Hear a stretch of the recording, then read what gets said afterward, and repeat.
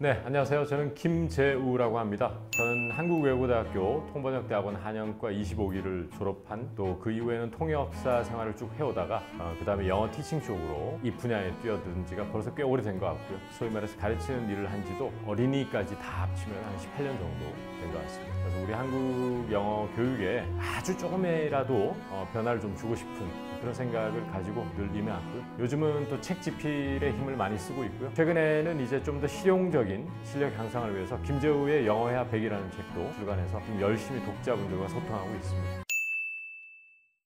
우리나라 한국 학습자들이 다는 아니지만 단어를 전혀 모르지는 않죠. 웬만큼 단어를 소통을 위해서 필요한 단어들은 알고 있다고 생각합니다. 그러면 예를 들어서 단어를 꽤 많이 알고 있거나 또 어느 정도는 알고 있는데 왜 쓰던 단어만 계속 쓰게 되느냐 뭐 이런 문제가 생기는 건데 이렇게 한번 보겠습니다. 우리가 꺼내서 쓸 수 있는 영단어 또 영어 표현 이런 것들은 굉장히 인지의 정도가 여간 강해서는 끄집어내서 쓰기가 좀 힘들어요. 우리가 통상 어떤 외국어 그 세컨 랭귀지에 있는 보캐블러리를 스피킹 영역으로 가지고 와서 끌어 쓰려면 이 단어를 정말 최소한 여러 가지 상황에서 들어봤어야 되거든요. 예컨대 동료에게 제프가 that's not unusual. 그 우리 회사에서 늘 있는 일인데 여기서 한번 들어보고요. 두 번째는 it's unusually cold. 이러면 야 너무 춥지 않냐? 지금 이제 9월인데 이러면 그때 unusual은 9월답지 않게 춥다라는 얘기죠. 그래야지만 unusual을 쓸 수 있단 말이에요. 제프한테 그 말을 들어봤어야. 그런데 우리는 그걸 많이 들어본 경험이 별로 없는 상태에서 unusually 특이하게 이런 식으로 외우다 보니까 너무 춥지 않냐면은 It's very cold, It's so cold 이렇게만 영어를 하는 거죠. 그게 바로 내가 쓸 수 있는 어휘의 스코프가 넓어지지 않은 결정적인 이유. 이야기 속에서 그 단어를 여러 번 마주치지 않고 단어장에서 뜻만 정확하게 외운 다음에 예문이라고 해봤자 맥시멈 5개, 적게는 한두 개 외우고 나 이거 알 것 같아 이제 이렇게 넘어가고 기대를 하기 시작합니다. 그때부터 여지없이 무너지게 돼 있어요. 따라서 어떤 특정 단어가 쓰인 이야기를 잘 관찰해서 그게 드라마 속에서도 어떤 단어가 하나 확 들리면은 그걸 확실하게 내 것으로 만드는 작업이 꼭 진행돼야 됩니다. 그래야지만 쓸 수 있는 폭이 넓어지죠. 예문 하나만 더 들어볼게요. 여러분 제가 그동안 한국 학습자들하고 영어 공부를 해보니까 옵션이라는 단어를 생각보다 써야 될 자리에서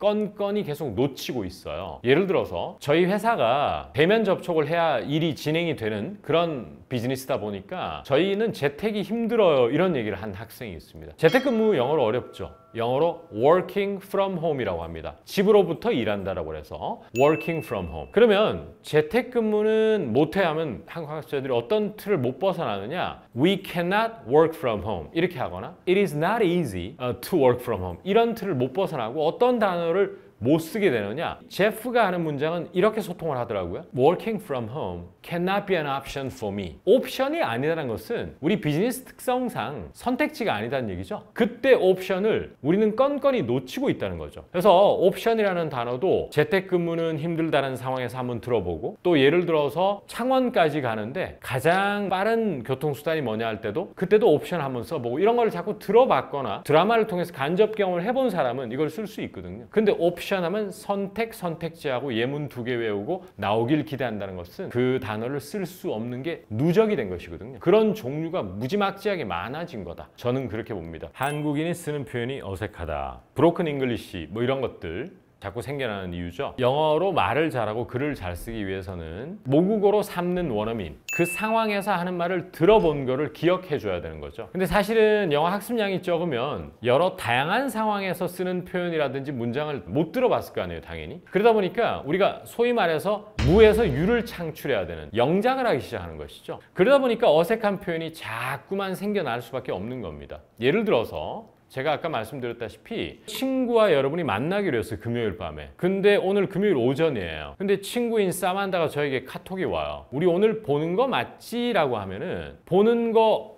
유효하지 이래가지고 옛날에 어떤 학생이 있었냐면 Is our appointment still valid today? 이렇게 영작을 해온 사람이 있어요. 전 납득이 됐어요. 당연하죠. 왜 한국말 자체가 오늘 약속 유효하지니까 당연히 밸리드를 끄집어내죠. 그걸 제가 원어민에게 보여줬어요. 여러 명의 원어민에게. 하나같이 뭐라 그러냐면 제가 알고 있는 원어민은 직설적이진 않거든요. 아주 못된 원어민은 이렇게 얘기합니다.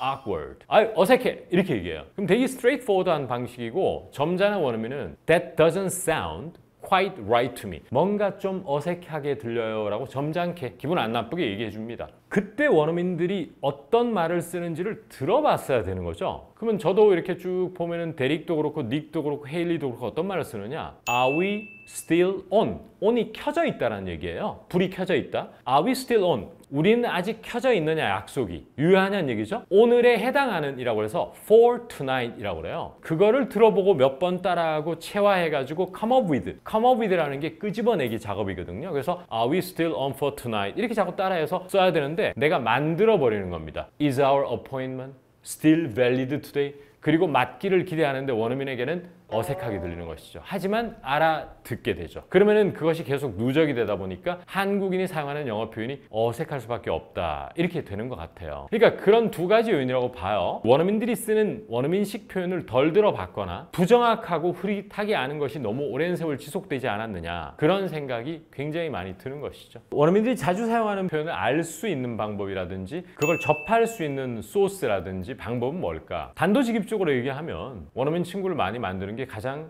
최선책이 될 수 있겠죠. 한 5명 딱 그냥 만들어 놓고요. 번갈아 가면서 만나면 됩니다. 우리도 그렇지만 여러분의 말투, 여러분이 쓰는 한국어 어휘 다 다르거든요. 그럼 여러 가지 어휘라든지 말투에 노출될 수 있고 어떤 친구는 이 자리에서 이 단어를 쓰는데 저 친구는 저렇게 쓰고 아까 전에 제가 말씀드린 말을 좀 조밀조밀하게 아주 예쁘게 다듬어서 하는 친구는 오늘 만나는 거 만나라고 할 때 Are we still on for tonight? 이라고 하지만 또 그냥 대충 얘기하는 애들은 Are we meeting today? 라고 얘기하거든요. 그걸 보면서 원어민이라고 해서 말의 어투라든지 이런 게 다 다른 거구나도 느끼게 되고 그런데 그게 현실적으로 가능하지 않다라고 한다면 미국 현지 원어민들 어린이들이 보는 동화 중에서도 가장 일상을 많이 담아놓은 동화, 정말 마트 간 얘기, 친구랑 갈등이나 다툰 얘기 이런 게 담겨있는 동화를 읽는 것이 최선이라고 생각하거든요. 여러분이 어떤 동화를 하나 선정을 했어요. 그러면 주변에 있는 원어민이 한두 명이 만약에 있다면 꼭 보여주세요. 보여주고 혹시 미국 에버리지 아메리칸들이 데일리로 많은 쓰는 표현들이 담겨 있나요를 꼭 검사를 맡으세요. 일상 실제 대화에서 이런 표현 써요. 이런 게 조금이라도 많이 묻어 있다면 다 제끼셔야 됩니다. 그래서 제가 가장 강조하는 것은 자연스럽게 들리느냐 하는 거거든요. 문법에 맞느냐 어법에 맞느냐가 아니고 그래서 이제 그런 차원에서는 그런 소스를 고르는 게 참 중요하고 두 번째, 저만의 필살기가 하나가 있어요. 저는 자기 전에 우리 한국인들 남성분들이나 여성분들이 영국이나 미국으로 이제 결혼을 하셔가지고 이주를 하신 분들이 꽤 계시더라고요. 근데 그분들이 요즘 유튜브를 엄청 많이 하셔요. 그래서 자녀분하고 얘기도 하고 놀이동원도 하고 저녁도 먹고 학교에서 또 약간 괴롭힘을 당했다 그래가지고 학교 선생님하고 상담하고 이런 영상들을 다 담아주는데 그것이야말로 진짜 날 것이면서 동시에 가장 자연스러운 영어를 보여주거든요. 그런 유튜브에 보면요 자막이 스크립트가 떠요. 오른쪽에 거의 99% 다 맞습니다. 그러면 그런 거를 가지고 확인을 할 수 있다는 거죠. 지금 미국 초등학생이 한 말이라든지 어른이 한 말을 다 정확하게 확인할 수 있고 짧은 문장, 좋은 문장이에요. 그래서 그것도 저만 가지고 있는 취미, 또 저만의 영어 학습법 뭐 이런 게 될 수 있겠죠. 세 번째는 예전에는 그것이 아주 옛날에는 시트콤 형식의 프렌즈 이런 게 대유행이었어요. 그러면 뭐 또 몇 년 전에는 뭐였죠? 모던 패밀리가 또 선풍적인 모던 패밀리는 저는 좋다고 생각합니다. 이제 그런 거를 보되 어떤 학습법을 가져가는 게 좋으냐면은 한국 사람들이 영어가 정체기가 오고 스피킹이 잘 안 되는 주요 요인 중에 하나가 쉬운 문장을 빨리 넘겨버려요. 듣고 보고 쉬운 문장을 철저하게 배격하고 다 그냥 안다라고 생각합니다. 어쩌면 그런 것들이 내가 의사소통할 때 가장 필요한 문장이 될 수도 있거든요. 그런 쉬운 것을 간과하시면 안 되고요. 멋있는 문장에만 눈이 가지 말고 보편적이고 무난한 문장이지만 적재적소에 떠올리지 않을 만한 것을 예상하는 것도 영어 실력을 기를 수 있는 자기 능력이라고 봐요. 그런 쉽지만 범용성이 뛰어난 활발하게 데일리로 사용하는 그런 것을 보는 안목, 그것을 내 것으로 만들려고 하는 의식적 노력, 이게 2년 정도가 지나면 그렇게 한 사람은 이만큼 실력이 올라 있고요. 그런 거를 다 넘겨버린 사람은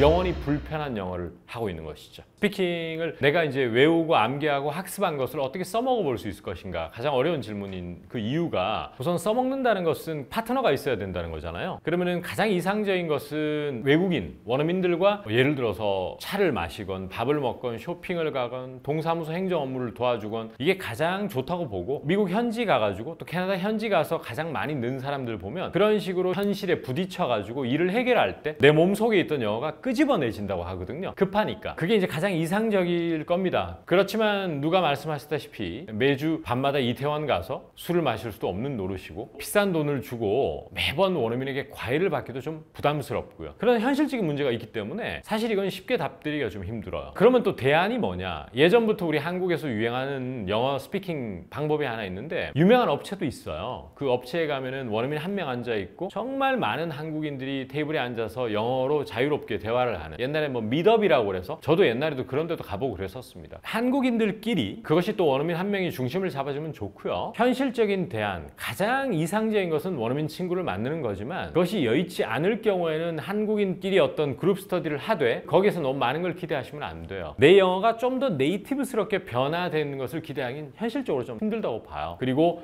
심리적 편안감, 입을 한번 더 떼볼 수 있다는 것, 그런 것 정도에 만족할 수밖에 없는 것이 현실이다. 아니, 답도 못 주시고 그게 무슨 말씀이세요 지금? 이렇게 얘기할 수 있지만 좀 솔직한 말씀을 드려보기는 했습니다. 근데 이렇게 말씀드려볼게요. 소통에 아무런 문제가 없고 원어민이 하는 말을 두 번 묻지 않고요, 한 번에 다 알아들을 수 있고 약간의 소음이 있다 하더라도, 조금의 취기가 있다 하더라도, 그 다음에 말을 할 때 내가 10문장을 얘기했을 때 한 7문장 정도는 거의 원어민하고 비슷하게 하는 거예요. 나머지 3문장만 약간 한국식이에요. 저는 그 정도는 노력에 의해서 충분히 가능하다고 생각해요. 그래서 네이티브까지 갈 수 있느냐, 어른이 돼가지고 해서는 독해라든지 라이팅은요 거의 준 네이티브가 될 수 있어요. 매우 자연스럽게 할 수 있느냐 라는 질문은 올바른 방법으로 괜찮은 머티리얼을 봐주시면 아주 멀지 않은 시간에 여러분 상당히 잘할 수 있어요. 그거 믿으셔도 좋습니다. 희망을 가지시고 그건 믿으셔도 좋습니다. 원어민과 똑같이 그 정도 급으로 플루언트하게 영어를 할 수는 없다 하더라도 상당히 잘할 수 있으려면 어떤 콘텐츠를 집중적으로 봐야 되느냐 하는 게 있어요. 첫 번째, 계속 강조하고 있는 게 구동사 학습입니다. Phrasal verb에 대한 학습은, 저는 Phrasal verb을 완전히 내재한 다음에 제가 스피킹하는 것과 전에 제 영어 스피킹의 실력은 영어 말하기 속도에서 차이가 났어요. 끊임없이 표현이 막히더라고요. 그러니까 자꾸 머물러 있게 되죠. 이 문장이 생각이 안 나니까. 근데 Phrasal verb을 굉장히 많이 학습하니까 시원시원하게 털이 뚫리는 느낌을 많이 받았죠. 이거에 대해서 10시간이라도 얘기할 수 있어야 하면 계속 talk about을 하던 제가 I can go on for hours라고 혈이 뚫리는 느낌을 받을 수 있었고요. 세부적인 내용은 그때 한번 자세히 얘기해보자 하는 것을 끊임없이 talk about something in detail 이런 표현을 써왔거든요, 예전에 저는. 근데 구동사 학습을 완벽하게 하고 나니까 we could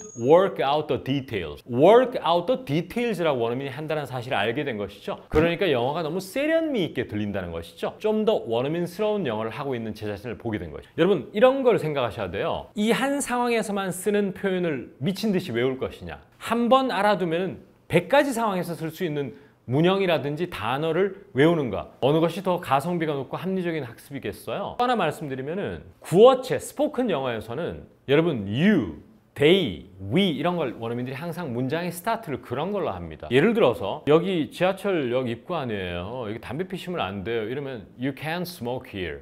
you라고 표현합니다. 근데 갑자기 우리가 영어를 고급 영어를 한답시고 smoking is a banned here. 마치 표지판 같이 들려요. 걸어 다니는 표지판처럼 얘기하시겠습니까 하는 거죠. 따라서 좀 더 자연스러운 영어를 하려면 이러한 인칭대명사를 적극적으로 구사하고 상황을 나타내는 when을 써야 되고 부동사를 써야지만 섬세하게 해결이 되고 이런 것을 잘 알고 있어야 됩니다. 따라서 쉐도잉이라든지 이런 기술적 방법론적인 관심보다는 어떤 점에 주안점을 두고 학습해야 될 것인가에 좀 눈을 돌려야 될 때가 아닌가. 그게 바로 돌파구를, 전기를 마련할 수 있는 계기가 아닐까. 저는 그런 생각을 더 많이 갖게 됩니다. 그동안 쭉 함께 학습한 학습자들 중에서 눈에 띄는 특히 영어 스피킹 실력의 향상 이런 걸 보이는 학생들이 있었죠. 꽤나 많이. 그런데 유명인들 중에서는 가장 기억에 남는 분은 역시 개그맨 김영철 님이신 것 같습니다. 김영철 님께서 제 수업을 들었을 때 제가 한창 동화로 수업을 많이 할 때였어요. 또 제가 또 그런 머티리얼로 구어 영어를 많이 한다는 걸 아시고 찾아오신 것 같아요. 김영철 님 하면은 여러분 가장 그분이 강한 분야가 뭐죠?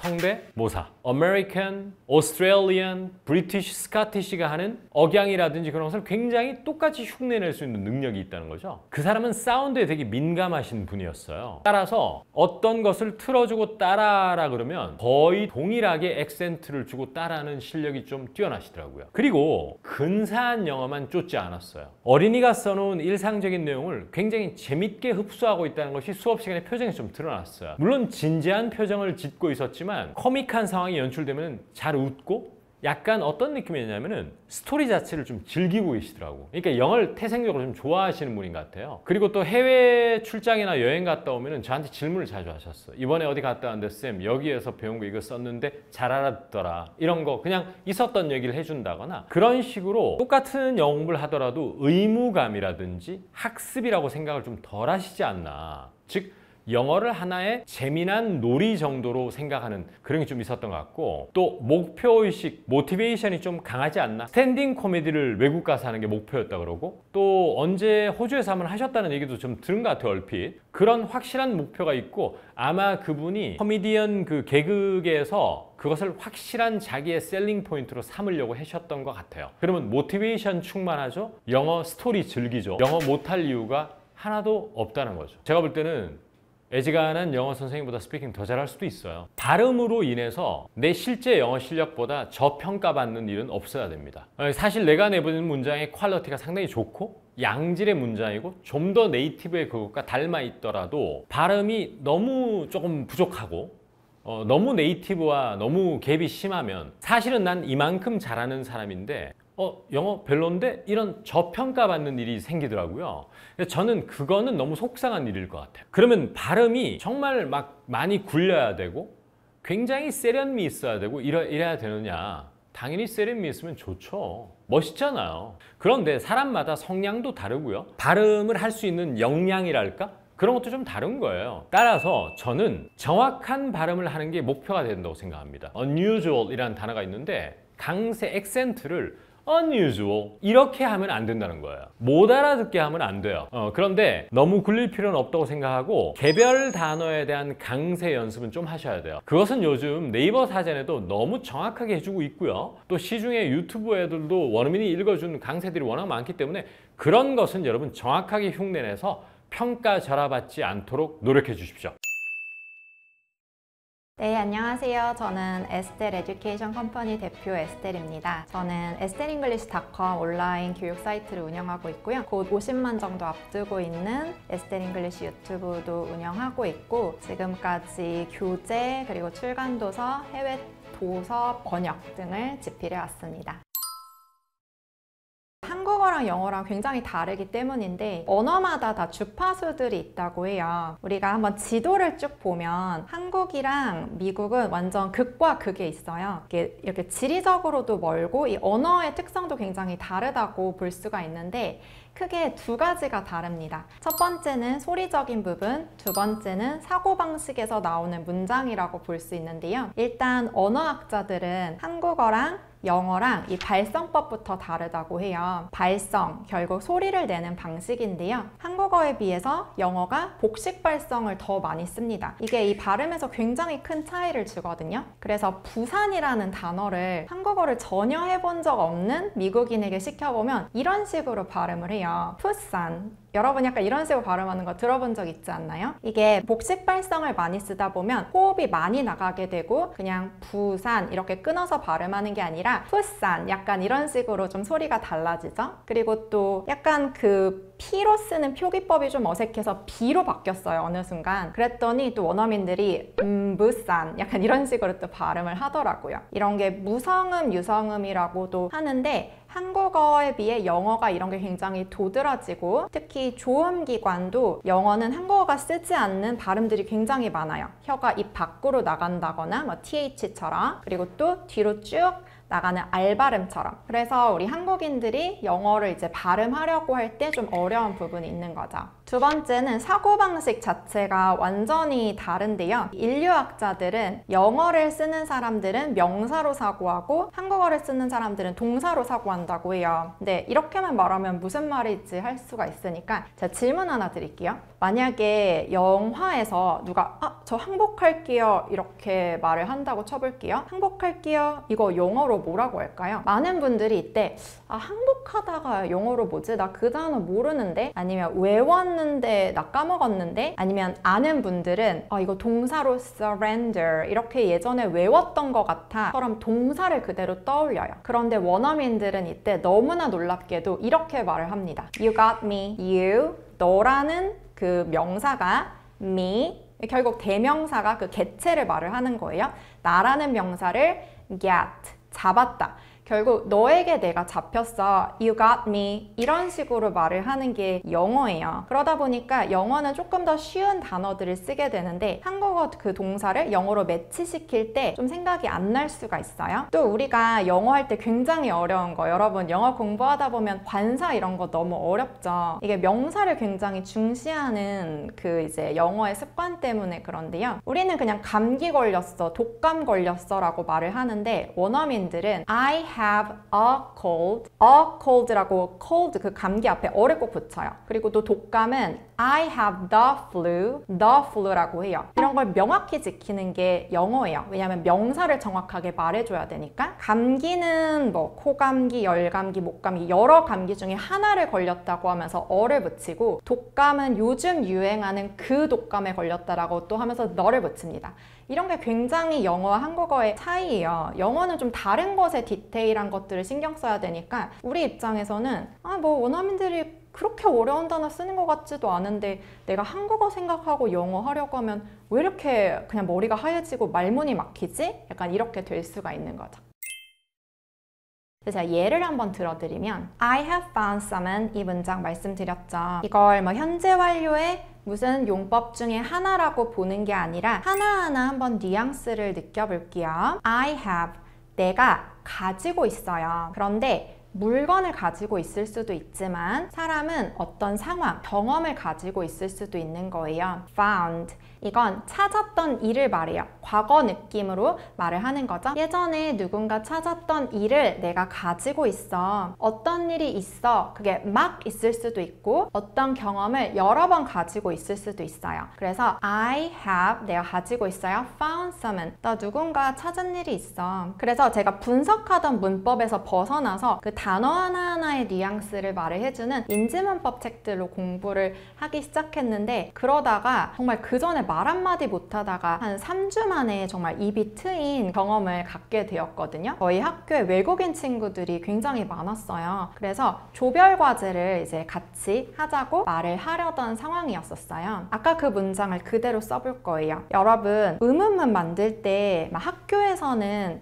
이렇게 문장 만들고 막 이렇게 X 치면서 바꾸잖아요. 근데 그게 아니라 한번 느껴볼게요. You have라고 하면 너는 그런 경험, 그런 일을 가지고 있는 거예요. 그런데 물어볼 땐 have you? 이렇게 물어보죠. You have라고 할 땐 궁금한 느낌이 들면 안 돼요. 왜냐하면 언어는 중요한 순서대로 말을 해요. 너가 가지고 있다는 그냥 너의 이야기인데 have you? 라고 하는 순간 가지고 있어 없어 너? 이게 돼요. have you? 라고 하면서 궁금한 느낌이 딱 들어야 돼요. have you? have you? 그 다음에 뒤에 쭉 붙여서 말을 하는 거예요. 이거 우리 조별 과제 하려고 하는데 너 누구 사람 좀 찾았어? 같이 할 친구? Have you found someone? 그리고 좀 더 붙여 말할 수 있어요. Have you found someone to do the group project with? To do 이런 것도 막 너무 투부정사 이런 식으로 접근을 하는 게 아니라 to에는 미래의 느낌이 있기 때문에 아직 무언가 이 조별 과제를 한 게 아니잖아요. 또 앞으로 이거 do the group project 그 그룹 프로젝트를 같이 하려고 하는데 그런 사람 찾은 일 있어? 지금까지 쭉 한 번이라도? 이런 식으로 물어보는 게 굉장히 자연스러워진 거죠.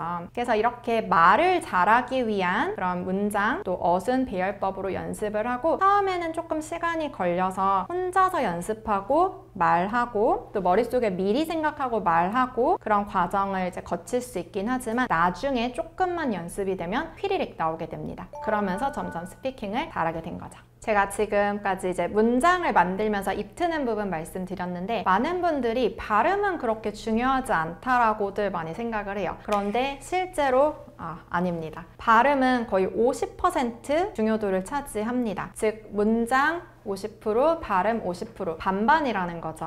그런데 여러분 아마 발음은 그렇게 중요하지 않아요. 이런 얘기 많이 들어보셨을 거예요. 저도 초보자 때 들었고요. 그리고 저는 그 얘기를 정말 좋아했어요. 그냥 중요하지 않다니까 공부 안 해도 되고 뭐 얼마나 좋아요? 그런데 제가 그렇게 문장을 말하기 시작했을 때 제 발음을 그 원어민 외국인 친구들이 못 알아들어서 정말 몇 분에 한 번씩 계속 what, pardon 이런 게 나오다 보니까 도로 울렁증이 생기더라고요. 우리가 영어를 잘하려는 건 의사소통을 하기 위한 진짜 영어를 잘하고 싶은 거잖아요. 그렇기 때문에 발음을 내가 정확히 할 수 있어야지 상대와 의사소통을 잘할 수 있고, 무엇보다 또 발음을 내가 잘할 수 있으면 그 소리를 들을 수 있어서 리스닝을 위해서도 정말 중요해요. 발음 공부 같은 경우는 그냥 지식적으로만 알고 마는 경우가 굉장히 많은데요. 실은 이거는 다 우리의 조음기관에서 하는 것이기 때문에 녹음을 해보고 들어보면서 계속 입으로 교정을 하는 게 제일 좋아요. 왜냐면 제가 그때 발음이 정말 별로여서 못 알아듣는 경우가 많았지만 발음 공부를 안 한 게 아니었거든요. 나름 발음 기호 공부도 했었고, 또 뭐 듣기 평가라던가 토익 시험 이런 거 보려면 발음 공부 해야 되잖아요. 근데 저는 발음이 진짜 안 좋았었거든요. 그래서 저는 그때 녹음기를 이용을 했어요. 여러분들 스마트폰에 다 음성 녹음 기능 있죠? 저는 제 목소리 녹음해보고 원어민 발음 녹음해보고 이렇게 차이를 들어보면서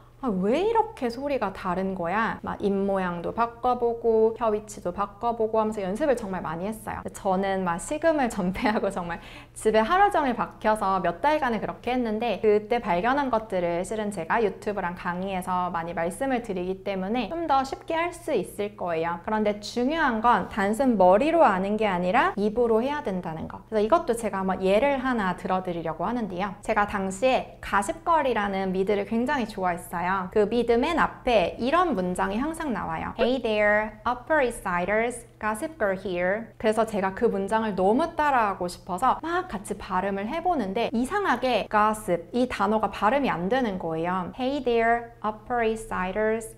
이게 약간 그 뉴욕의 Upper East, 위쪽 동쪽에 사는 사람들, 이제 부자들이라 그 사람들의 gossip, 그러니까 루머를 말하는 그런 미드였는데 정말 정직하게 제가 발음을 했었거든요. 가십.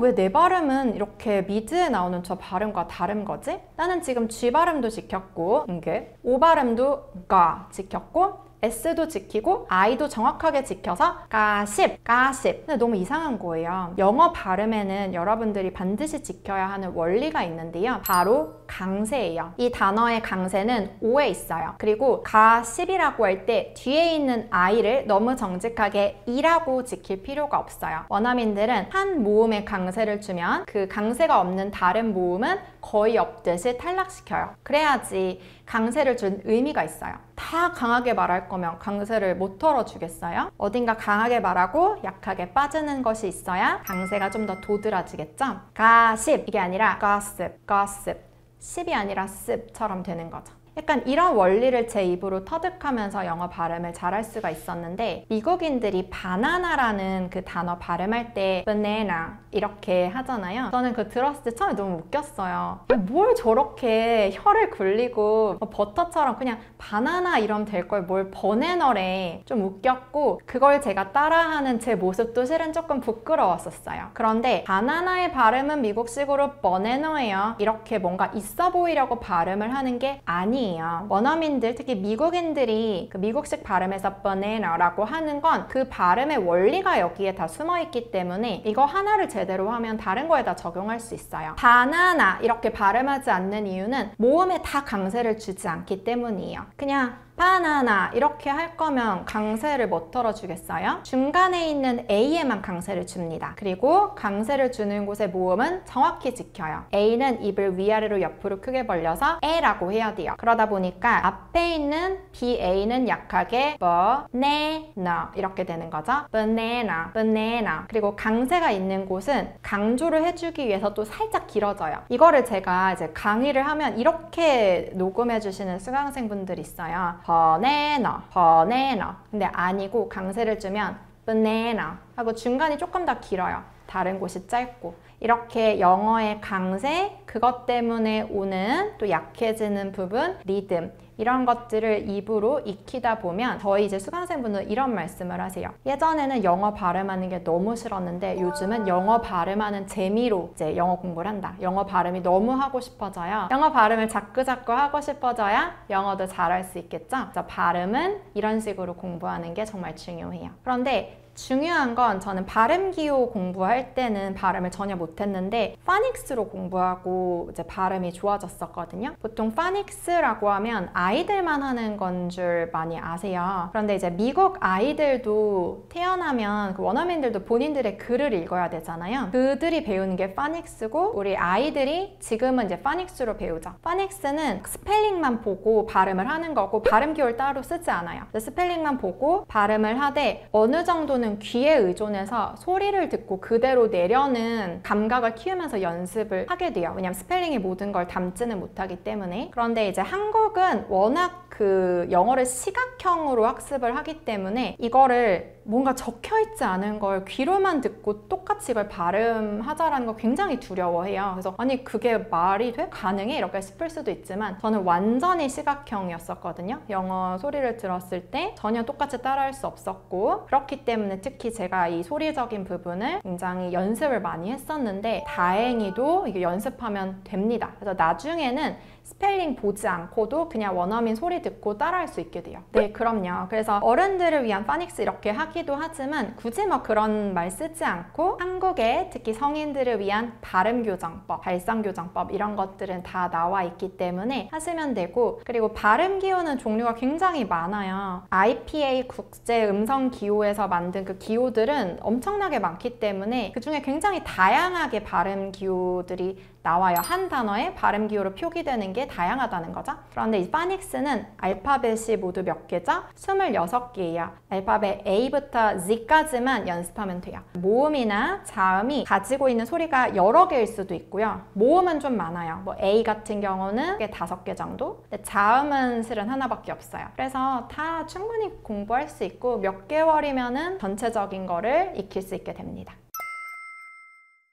이 동사 하나만 알면 말하기가 쉬워진다. 만능 동사는 바로 get이에요. 실제로 정말 유용하고 이게 영어식 사고를 실은 정말 잘 보여주는 동사거든요. 제가 아까 행복할게를 영어로 you got me 라고 한다고 했잖아요. 반대로 너 나한테 딱 걸렸어 라고 할 땐 I got you 라고 또 말을 해요. I got you. 그런데 이게 상황에 따라서 내가 친구가 넘어져서 이렇게 안아주고 있어요. 그때도 I got you. 걱정 마. 내가 너 지금 안고 있어도 되고요. 친구가 약간 다리를 절고 있어요. 딱 잡았을 때 I got you. 내가 너 부축할게. 부축하다도 심지어 get으로 써요. 그리고 또 너한텐 내가 있잖아. I got you. 약간 이런 식으로도 쓰거든요. 명사와 명사의 관계로 쓴다는 거죠. 그래서 한국어에 정말 많은 동사들, 정말 많은 상황들을 get으로 쓴다는 걸 알 수가 있는데 누가 똑똑똑 문을 두드렸어요.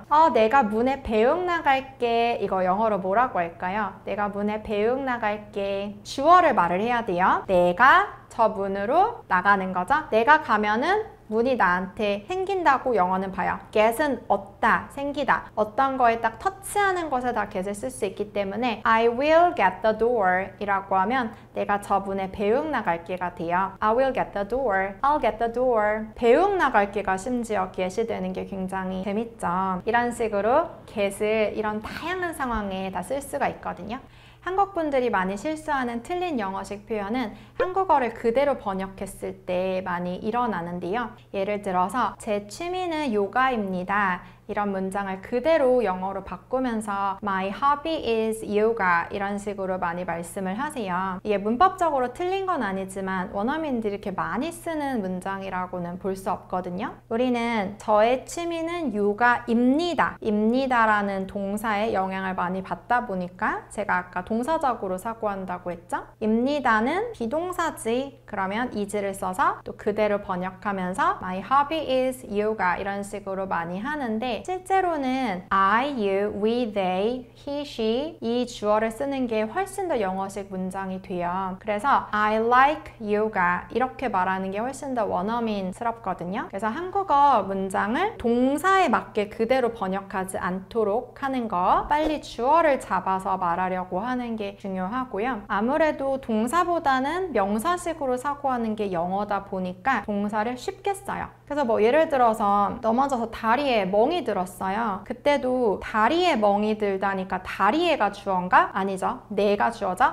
I 그리고 멍 들다 이런 거 보면은 또 들다가 영어로 뭐지? 왜냐하면 한국어는 동사가 정말 풍부하거든요. 들다가 영어로 뭐지 하면서 안 나올 수 있지만 영어는 내가 멍을 겟했다처럼 말을 해요. 그래서 I got 멍 그 단어만 알면 돼요. 그 관련 명사를. 그리고 which는 on my leg. 멍이 bruise라고 하기 때문에 I got a bruise on my leg. 이런 식으로 문장이 완성이 되거든요. 중요한 건 주어 잡고 기본 동사 말하고 관련 단어 붙여 말하는 거. 명사적으로 문장을 만들어 가는 거죠. 조동사 플러스 주어로 시작하는 의문문을 잘 쓰는 게 정말 중요합니다. 이거를 잘하기 시작하면 회화할 때 입이 트여요. 저도 아까 제가 정말 20년간 말을 못했지만 3주 만에 입이 트였던 그 문장들 다 조동사 주어로 시작을 했어요. Can we meet up? When can we meet up? Where can we meet up? 이런 것들. 근데 이게 굉장히 쉬워 보여도 막상 그걸 말하려고 할 때 잘 안 나올 수 있어요. 왜냐 우리는 한국식 사고의 영향을 받기 때문에. 미국인은 주어, 내가 할 수 있을까요? 그리고 이 뉘앙스를 중요시하기 때문에 제가 해도 돼요? 할 땐 should를 써서 should I?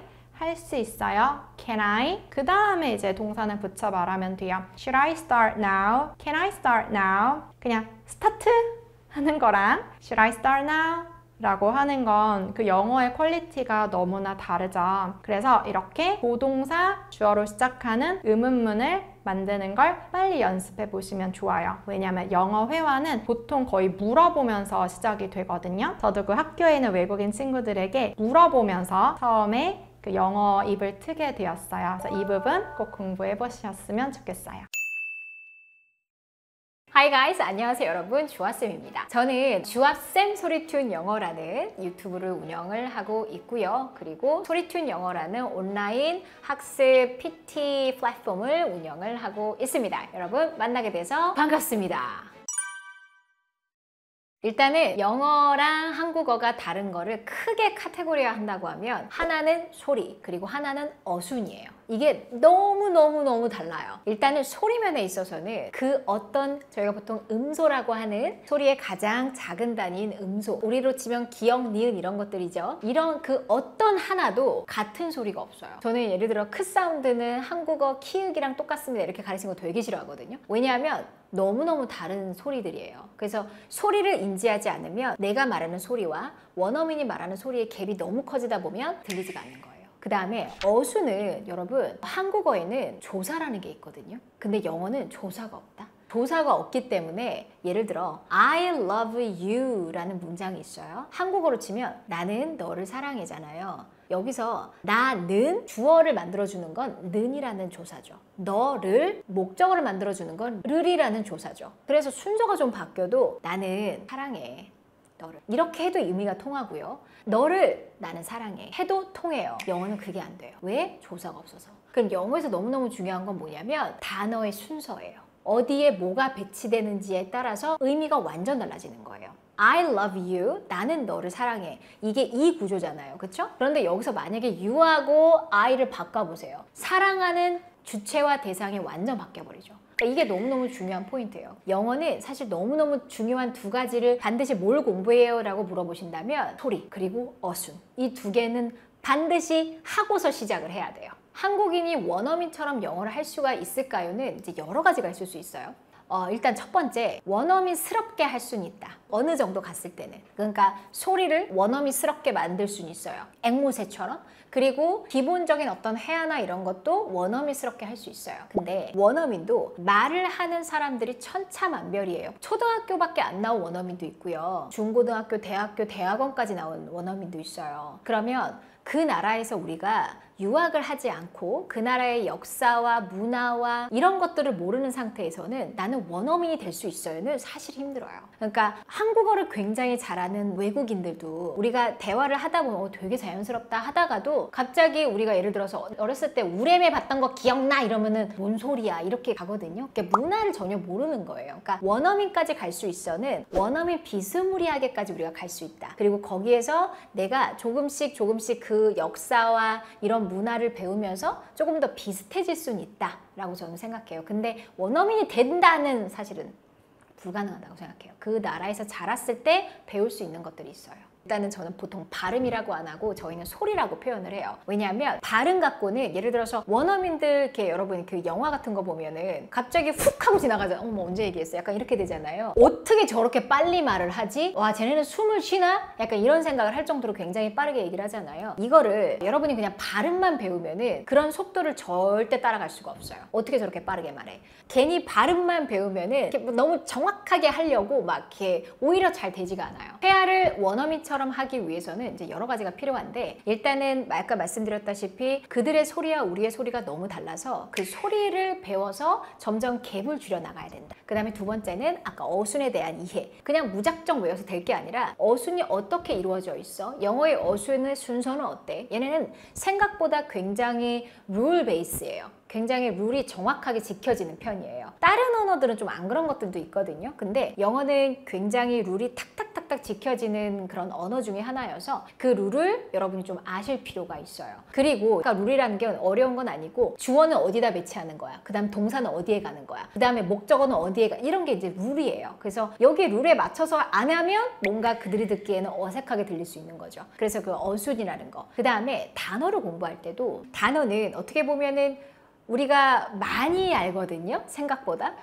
수능을 1등급, 2등급 정도 받으려면 아마도 단어를 한 3만 개 정도는 알아야 돼요. 우리가 원어민들이 보통 평소에 쓰는 단어를 개수를 세봤을 때는 2,000개에서 3,000개가 채 되지 않는다고 해요. 그러면 우리 단어 문제는 사실 아닌 거야. 3만 개나 아는데. 그런데 문제는 뭐냐면 단어를 표상적으로 알아요. 그래서 써먹을 줄을 몰라요. 이게 가장 큰 문제예요. 그래서 한 단어를 갖고서 예를 들어서 이 단어를 보셨어요. 이 단어를 갖고서 지금 당장 10문장 만들어 보세요 라고 했을 때 여러분이 팍팍팍 나오지 않으면 나는 그 단어를 모른다고 규정하셔야 돼요.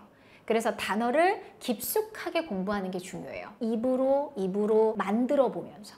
그렇게 하는 게 굉장히 중요하고 그 다음에 기본적으로 이 친구들이 말을 할 때 우리도 그런 템플릿이라는 게 있잖아요. 많이 쓰는 말들. 그런 템플릿처럼 많이 쓰는 말들은 입과 귀에다가 훅 블럭으로 기억을 해두셔야 돼요. 소리로 인지하고 소리를 통으로 기억하고 통으로 말하는 연습. 그런 거를 예를 들어서 Do you want to go to the park? 이런 문장을 만들고 싶어요. 그랬을 때 Do you want? 그럼 너는 원하니 막 이렇게 생각을 너무 많이 하면 버퍼링이 일어나서 원어민이 벌써 가버렸어. 근데 매번 쓰는 템플릿 Do you want? 원하니? Go to the park. 이 템플릿이 이런 것들이 템플릿이라는 거예요. 많이 쓰는 템플릿들. 이런 것들은 블럭으로 통으로 소리로 입으로 소리로 귀로 박아두셔야 돼요. 그러면 그 다음부터 이런 템플릿들은 생각보다 너무너무 많기 때문에 듣는 순간 해석되고 듣는 순간 바로 이해되고 내가 말이 바로 나오고 점점 이런 버퍼링이 줄어드는 거예요. 이런 것들을 초반에 많이 만들어 놓으면 우리는 점점 이제 유창해지는 거죠. 영어 소리 튜닝이라는 말은 제가 만든 거예요. 소리를 튜닝한다. 왜냐하면 보통 그러면 다들 발음 가르치시는 거예요? 라고들 많이 얘기를 하시는데 발음 갖고는 부족해요. 발음의 정확성은 오히려 저는 이제 소리 튜닝을 하는데 5개의 법칙이 있어요. 이 5개의 법칙을 깨고 나면 우리의 소리는 유창해진다라고 해서 그런 단계별로 제가 만들었는데 이 단계 중에 첫 번째 법칙이 이제 발성이라는 법칙이 있어요. 잘 생각해 보시면 여러분 한국어를 소리낼 때의 소리내는 플레이스먼트 어디에서 소리 위치가 나와 이게 발성이거든요. 근데 한국어는 보통 이제 입에서 안녕하세요 안녕하세요. 일본어는 조금 더 코로 올라가요. 하지만 하시대 약간 이런 식으로. 그 다음에 영어는 조금 더 가슴으로 깊게 들어와서 우리가 영어를 들었을 때 되게 웅장하다라는 얘기를 아마 생각을 해본 적이 있으실 거예요. 이렇게 왜 지하철 타면은 다 한국인이야. 그런데 원어민 한 명 딱 탔는데 막 말을 하는데 무슨 얘기인지는 모르겠는데 영어 하면서 이렇게 본 적 있으세요? 귀에 굉장히 꽂히는 소리예요. 발성이 여기에서 나오면. 그래서 그런 발성에 대한 거를 좀 하시면 소리가 점점 더 한국어스럽지 않아지게 돼요. 자, 그 다음에 두 번째는 이제 음소라고 하는 거. 아까 발음이라고 하는 거죠. 그래서 자음과 모음은 소리를 이렇게 내는 거야. 이것도 이제 한 번은 배워볼 필요 있는데 저는 개인적으로 발음에 너무 집착할 필요는 없다고 생각해요. 근데 배우는 거는 너무 중요한데 예를 들어서 S 사운드 별로야. 조금 더 정확하게 해야지. 막 미친 듯이 팔 필요는 없다고 생각해요. 왜냐하면 우리도 한국어가 그렇게 정확하세요? 아니죠. 그럼 영어는 왜 내가 미국인 아나운서만큼 그렇게 발음 연습을 내가 해야 되는 거야? 에 대해서는 저는 아니라고 생각해요. 저는 사실 소리 튜닝을 만들었을 때 그 결과치는 어디까지 만들고 싶냐면 오픽 시험에서 치면은 보통 이제 고득점화라고 하는 IH 이상이 있어요. 이거 끝나면 IH 이상은 그냥 나올 수 있는 유창한 소리로 만드는 거예요. 그래서 음소를 가르치긴 합니다만 그 음소에 너무 집착하지는 않는다. 오히려 이것보다 더 중요한 건 리듬과 강세입니다. 여러분. 리듬과 강세가 틀리면 그들은 그냥 못 알아들어요. 그냥 우리나라 말에는 사실은 안녕하세요, 리듬 강세가 없어요. 그런데 그들은 한국어 한다고 생각해 보세요. 안녕하세요 안 하고 어떻게 해요? 안녕하세요. 이게 리듬과 강세예요. 이런 리듬과 강세를 원래 타는 그런 사람들이에요. 그렇기 때문에 여러분이 영어를 말할 때 리듬과 강세 없이 하면, 제 친구가 제 생일 파티를 위해서 캔들을 너무너무 빌리고 싶었는데 결국은 못 빌렸어. 왜? 캔들, sorry? 그 써줬어요. 캔들. 그랬더니 그 원어민이 어떻게 했냐면 Oh, candle. 그래서 제 친구가 돌아와서 뭐라 그랬냐면 똑같은데 괜히 못 알아듣는 척하고 난리야. 이런 얘기를 했어요. 여기서 가장 큰 차이점이 리듬과 강세예요. 캔들 이거는 강세 리듬이 없는 거예요. 영어는 강세 기반의 언어예요. 그래서 여러분이 윤여정 씨 영어 혹시 본 적 있으세요? 여러분 스피치? 윤여정 씨 영어 보면 아 나도 저 정도만 되면 좋겠다라는 얘기를 되게 많이 하시거든요. 윤여정 씨 영어를 잘 들어보면 리듬과 강세가 탁탁, 리듬과 강세를 정말 한국어스러운 그런 어투는 있지만 리듬과 강세를 정말 정확하게 찍으니까 원어민들이 굉장히 잘 알아듣는 거예요. 그래서 선생님 저는 지금 시간이 별로 없어요. 뭐 시험을 봐야 돼요. 뭐 이렇게 스피킹 시험을 봐야 되는데 지금 당장 조금 좀 잘하게 만드는 마법 같은 거는 그 뭐가 있나요? 라고 물어보신다면 리듬과 강세예요. 이것만 하셔도, 제가 예전에 오픽을 가르쳤었잖아요. 오픽이라는 시험은 2주 만에 성적을 내야 돼요. 그럼 그때 제가 어떻게 2주 동안 이 5개를 다 가르치겠어요? 못 가르쳐요. 그때 하나만 가르쳐. 뭐? 리듬과 강세. 그것만 가르쳐도 소리가 확 바뀌어요. 원어민이 여러분 소리 훨씬 더 잘 알아들어요. 이 리듬과 강세 세 번째. 그 다음에 네 번째는 한국인의 소리내는 특징이 또 하나가 있어요. 뭐냐면 choppy choppy choppy choppy 다 끊어져요. I go to the park 이런 식으로. 이렇게 끊어지지 않고 그들은 에너지를 타고 물 흐르듯이 말을 해요. 그래서 이런 에너지를 타는 걸 여는과 함께, 그리고 마지막으로 왜 저렇게 빠르게 말을 할 수가 있지? 도대체 어떻게 저렇게 빠르게 말하는 거야? 이걸 가능하게 하는 게 호흡이에요. 호흡을 타고 문장을 처리하는 연습을 해주면 그 다음부터는 물 흐르듯 빠르게 하지만 편안하고 정확하게 말할 수가 있어요. 이게 5법칙입니다. 이 5법칙에 따라서 여러분의 소리는 원어민스럽게 소리 튜닝이 되는데, 소리 튜닝이 되면 뭐가 좋아요? 일단 첫 번째, 원어민스러워지잖아요, 소리가. 그래서 자신감 뿜이에요. 영어는 자신감. 그리고 우리가 리스닝이 안 되는 이유가 뭐라 그랬죠? 그들의 소리와 내 소리의 갭이 너무 커서예요. 그래서 그들의 소리가 안 들리는 거예요. 근데 이런 갭을 점점 줄여나가는 거죠, 소리 튜닝. 내 입으로 튀어나오는 거랑 그들이 말하는 소리는 점점 갭을 줄어들어요. 그럼 어떻게 돼요? 들리기 시작하죠. 소리 튜닝을 하게 되면 여러분의 이 귀는 이제 앵무새처럼 좋아지는 거예요. 기본적으로 우리가 이제 감각체계란, 선호하는 감각체계가 이제 시각과 청각과 체각이 있다고 해요. 그래서 뭐가 더, 나는 시각이 더 높아, 뭐 청각이 높아서 더 우월하고 이런 건 아니에요. 그냥 우리가 살면서 어떤 감각기관을 더 많이 쓰냐 차이거든요. 저는 어렸을 때 영어를 잘하게 된 계기가 테이프를 막 혼자 듣고 따라하고 듣고 따라하다가 그냥 알아서 잘하게 된 경우예요. 그래서 저도 이렇게 하면 다 되는 줄 알았어요. 그래서 이제 강사를 할 때 저도 이제 쉐도잉을 하면서 자 따라하세요, 듣고 따라서 듣고 따라서 하는데 못해. 왜 저렇게 소리를 내지? 진짜 들은 거 맞으세요? 들었대. 그래서 그때부터 연구를 했어요. 왜 사람마다 다르지? 너무 열심히 하는데 안타까운 거예요. 그래서 조사를 해봤더니 전 세계에 시각으로 정보를 받아들이는 걸 선호하는 사람들이 60%나 된대요, 여러분. 시각형인 사람들은 보통 공부를 잘합니다. 여러분 좋죠? 왜냐하면 수능을 잘 볼 수밖에 없어요. 시각으로 정보를 잘 받아들여야 돼요. 그래서 어렸을 때 아이들이 청각형이었던 아이들도요, 점점 시각을 많이 써야 되기 때문에 바뀝니다. 그래서 내가 이렇게 청각형으로 태어났어요, 이렇다기보다 물론 그게 어느 정도의 기질은 있긴 하지만 보통 시각형이 너무 심하신 분들한테 물어보면 노래도 거의 안 들어요. 귀로 자극하는 일을 전혀 하지 않는 분들이 너무너무 많아요. 그런 사람들이 갑자기 미드 보고 쉐도잉 해서 될까요? 절대 안 돼요. 시각형은 어떻게 공부해야 되냐면 Repeat after me 이렇게 절대 배우시면 안 돼요. 아, 내가 그래서 이때까지 안 됐구나. 그렇죠? 시각형들은 이론을 가르치면 되게 잘해요. 공부 잘한다 그랬잖아요. 그래서 예를 들어서 자 애플 사운드는 저 듣고 따라하세요. 애플, 애플 이렇게 하는 것보다 애플은 사운드는요, 스마일 하시고 뒤턱을 여세요. 그리고서 소리를 듣고 하면 이렇게 이론을 가르쳐주면 굉장히 잘하는 게 시각형이에요. 그래서 시각형은 절대 듣고 따라하게 하시면 안 됩니다. 청각형은 또 듣는 대로 또 잘하죠. 그러면 선생님 외국어를 잘하면 무조건 청각형이어야 되는 또 아니에요. 왜냐면 외국어는 듣고 따라하는 것만 있는 게 아니잖아요. 앵무새 외에도 문장을 만들 수 있어야 돼요. 문장을 만드는 능력은 또 시각형이 훨씬 더 잘합니다. 그래서 외국어를 잘하는 사람들한테 제가 이 검사를 다 시켜보거든요.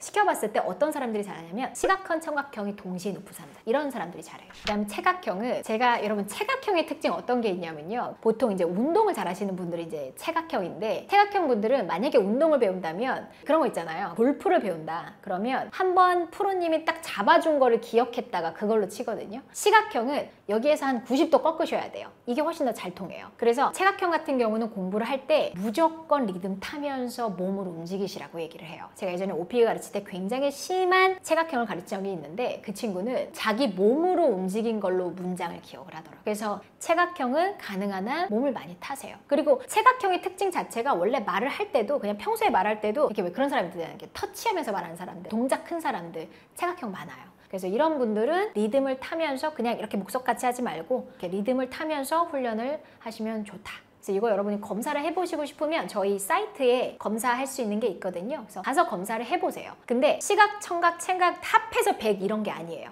얘네가 어떤 경우에는 막 100, 100, 100 나올 때도 있어요. 모든 감각이 다 높은 사람들. 근데 어쩔 때는 0, 0, 0 나올 때도 있어요. 그만큼 감각을 거의 쓰지 않는 거예요. 그럼 이럴 때는 어떻게 해요? 키워나가야 돼요. 그래서 저의 목표는 당신은 시각형이니까 시각형으로만 공부하세요가 아니에요. 시각형으로 가는 게 처음에 편하시니까 이거 위주로 가시면서 나머지 체각과 청각을 같이 늘려가셔야 돼요. 그래서 나중에 끝나고 났을 때는 전체적으로 얘가 다 이렇게 올라와 있어야 돼요. 우리의 감각은 동반 성장하는 게 좋습니다. 제가 사실은 20년 동안 학생들을 가르쳤다고 했잖아요. 근데 저는 되게 특이한 점이 뭐냐면 안 되는 사람들한테 굉장히 집중을 해요. 저 사람 열심히 하는데 왜 안 되지? 그러니까 예를 들어서 오픽이라는 것도 처음에 제가 가르칠 때는 성적이 막 너무 안 나오는 거예요. 열심히 하는데.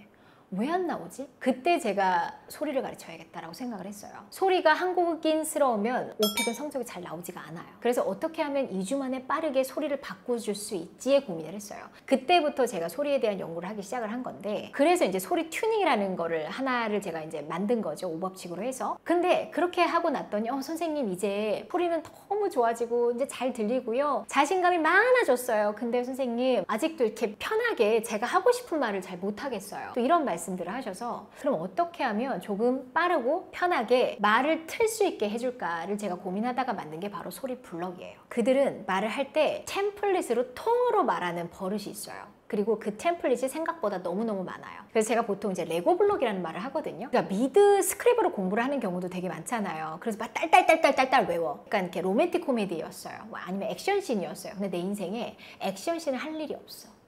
그러면 내가 그 문장을 미친 듯이 외웠던 거를 프로포즈에 할 일이 없어. 그럼 그 문장을 쓰지를 못하는 거예요. 근데 우리는 내가 하고 싶은 말을 하고 싶잖아요. 그럼 뭘 배워야 되냐면 응용력을 배워야 돼요. 문장을 갖고서 응용할 수 있는 능력을 배우셔야 돼요. 그게 바로 뭐냐면, 블럭으로 치면 예를 들어서 여러분 로봇을, 공장에서 로봇을 이렇게 딱 하나로 살 수도 있죠. 근데 그 로봇은 그렇게만 놀아야 되잖아요. 근데 여러분이 레고 블럭을 산다고 생각해봐. 굉장히 많은 피스가 있어요. 그 레고 블럭은 여러분이 어떻게 쌓냐에 따라서 로봇가 될 수도 있고 성이 될 수도 있고 사람이 될 수도 있고, 이게 바로 응용력이에요. 그래서 하나하나의 블럭 피스를 만드는 거예요. 그래서 Do you want to go to the park? 이런 문장을 했을 때 Do you want to go to the park? 까지 하면 8단어. 여러분이 이 문장을 말하기 위해서는 8번을 생각을 해야 돼요. 그래서 Do you want to 버퍼링이 생기는 거예요. 그런데 이거를 블럭으로 기억을 하면 너 원하니? Do you wanna? 이거를 근데 소리로 기억하고 소리로 말하는 연습을 하셔야 돼요. 그래야 말을 할 수가 있어요. 그거를 통으로 기억하고 Do you wanna? Go to the park. 이 통을 2번만 생각하면 아까 8단어에서 2번만 생각하면 되잖아요. 이게 효율적이라는 거예요. 이게 응용이라는 거예요. 그러면 아까 go to the park 이 블럭이랑 이번에는 나 가야 돼 라는 말을 하고 싶어요. 그러면 I have to, I gotta 이런 블럭들이 있어요. 그러면 이거 바꿔야겠다. I have to go to the park. 그럼 여러분이 생각할 게 너무너무 줄어들잖아요. 근데 그거를 소리로 믹싱을 하는 거예요. 좋은 소리로 믹싱해서 듣고 말하는 연습을 하니까 여러분의 리스닝을 탁 하고 들었을 때 Do you want to go to the park? 듣는 순간 바로 해석되는 거죠. 이게 바로 소리 블럭이에요. 이게 제가 항상 말씀드리는 게 가능한 한 빠르게 초보에서 벗어나세요 라고 했잖아요. 이렇게 해서 벗어나는 거예요. 가능한 한 빠르게 초보에서 벗어나자. 그 다음부터는 어떻게 영어 공부하죠? 여러분 잘 생각해 보세요. 우리나라 요즘 경제 상황에 대해서 한 10분 정도 얘기해 주세요. 한국어로. 만약에 지금 깜빡깜빡하고 있으시다면 이거를 만약에 누가 여러분한테 영어로 말해주라고 했을 때 내가 영어를 말을 못한, 이거는 지식의 문제예요. 제가 드리고 싶은 말은 모든 말을 다 영어로 할 필요는 없다는 거예요. 어느 정도 기본, 기초가 쌓인 상태, 초보에서 벗어난 상태에서는 그 다음부터 뭘로 하냐면 내가 하고 싶은 말, 나의 취미, 나의 전공. 만약에 여러분이 와인을 좋아해요. 그럼 와인을 공부해야지. 그러면 와인을 좋아하는 미국인과 대화를 할 수가 있는 거죠. 근데 막 경제에 관심도 없어 죽겠는데 CNN 가가지고 막 공부하고 이런 게 아무 의미가 없다는 거예요. 내가 관심 있는 주제로 그 다음 초보 상태에서는 평생 공부해 나가는 거다라고 생각하시면 돼요. 영어를 잘하고 싶어요. 어디서부터 해야 될지 모르겠어요. 이게 이제 대부분의 우리 어른 학습자들의 특징이거든요. 잘하고 싶은 마음은 이만큼인데 또 사는 게 좀 생각보다 또 바빠. 근데 영어가라는 게 사실은 여러분 사치품이에요. 그러니까 내 삶에 그렇게 큰 그게 없어요. 없어도 잘 살아. 근데 약간의 우리들의 버킷리스트의 한 10개 중에 하나는 사람들 대부분 영어를 잘하고 싶다거든요. 영어를 그럼 잘하려면 어디서부터 어떻게 시작을 해야 될까요? 어디서부터 어떻게 시작해야 되냐면 지금 당장 30분 정도 시간을 내야 돼요. 우리 자기계발이라고 하는 영역들, 운동이나 그 다음에 영어 이런 것들은요. 여러분이 그냥 가만히 있으면 그 시간이 절대 나지 않아요. 우리는 다 바빠요. 그래서 시간을 지정을 해야 돼요. 시간을 지정해서 이 시간은 영어 공부하는 거야. 이렇게 만드셔야 돼요. 그게 루틴화돼야 돼요. 그래서 이 시간을 만드는 것부터 먼저 여러분 하셔야 돼요. 그리고 어디서부터 시작하지는 사람마다 조금 다를 수는 있는데 아까 제가 말씀드렸던 내가 시각형이야, 청각형이야, 체각형이냐에 따라서 조금 판단해 보시는 것도 너무너무 좋고요. 내가 만약에 단 한 번도 영어 소리를 배워본 적이 없다. 먼저 배워보셔라. 선생님 저 완전 초보인데 가능해요? 가능해요. 왜냐하면 소리부터 가르쳐요. 그래서 그냥 초등학교 1학년들도 해요. 그러니까 이거는 내가 초보라서 못하고 그럴 건 아니에요. 그래서 먼저 가장 빠르게 초보에서 훅 하고 벗어나는 거, 그걸 여러분이 목표로 삼으시면 좋을 것 같아요.